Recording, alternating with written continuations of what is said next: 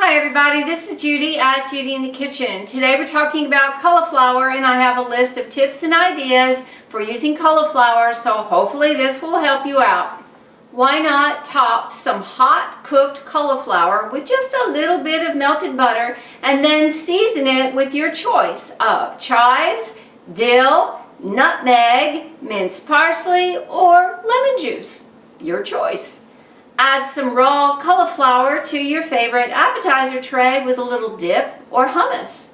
Add cauliflower, whether it's raw or cooked, to your favorite green salad.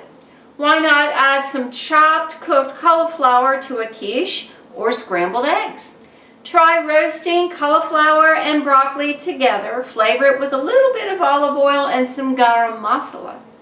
Now when you're preparing fresh cauliflower, remember that the stems and even the leaves are edible. So if you don't want to include them in your dish, save them. Put them in the freezer and save them for soups or stews or when you're making a stock of whatever choice you like to make.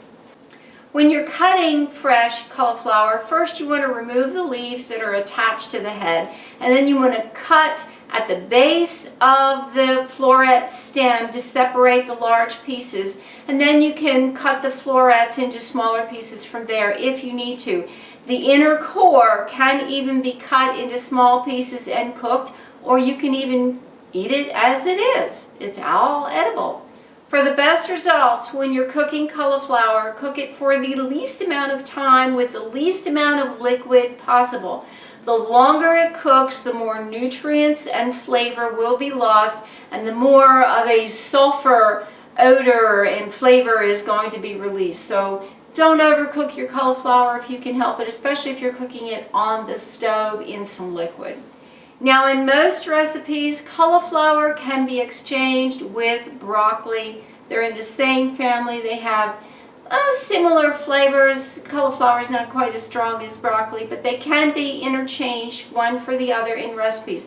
So if you have some favorite broccoli recipes and you want to try something different, substitute cauliflower in there for just a little change of pace. When you're cooking cauliflower in water, you can keep it a creamy white looking by adding either 1 or 2 tablespoons of lemon juice or 1 tablespoon of vinegar or 1 cup of milk. The milk will also, of course, give it a little bit of a added flavor, a little sweeter flavor.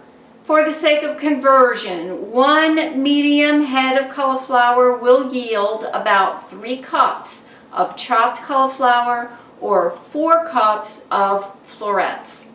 Here's an important tip for you if you are using aluminum or cast iron cookware. Don't cook your cauliflower in aluminum or cast iron pot of any sort or skillet.